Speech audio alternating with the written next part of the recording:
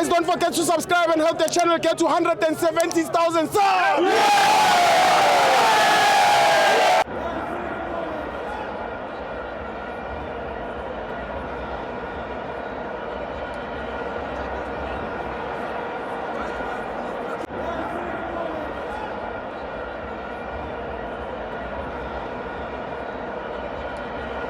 Welcome to Amavenzo TV. It's the Petro Premiership. Orlando Pirates 1, see Orlando 1. I'm joined by Chabo.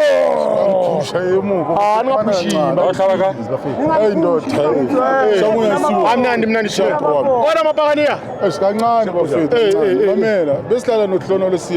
Sure. That guy used to play for Orlando Pirates. That guy is coaching.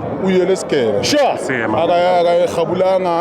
Accept by now. Yeah, so Magaza he ne game plan yakhe goalkeeper le swelele I goalkeeper yabafana abafana national team ne useva amagoli angakhe amagoli angakhe so I game bayidlala kanjalo bro kumele nawe ukwazi ukuanalyze ucheck ukuthi besihlala nabo bani lama player la kuswelele ama player kwamampela what they did first half samile uba suffocate babzoba I pressure yethu ibhola besilmove kamnandi midfield besingeke sikhona ukudlala because beba smooth kwema side fair undaba wenza I mistake e1 was punish which happens because the ball is speed ball is speed ball moy trapper ngebatha ibuyele mu akusim can't say it's a mistake as such so siwelele at the end of the day bazile nge game plan yabo uward uzamile ukucontainer even no Mofokeng I mean play upule if you analyze upule beyangana time on the ball because besimshangani besimpressa makabamba ibhola simpressa start ibhola the only thing that happened today was that the Pirates never took their chances like the way they were supposed to take their chances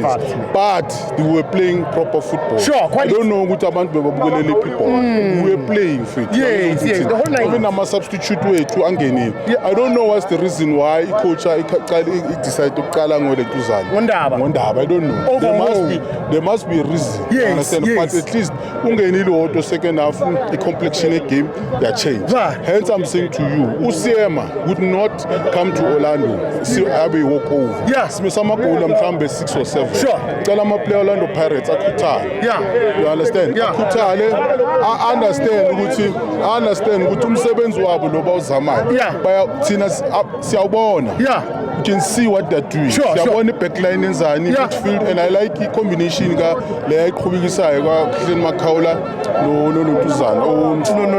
Nombathi it works very well because siyakwazi ukobserva nathi mabaphethe ibhola siyakwazi ukuvala ipace sibaphushele side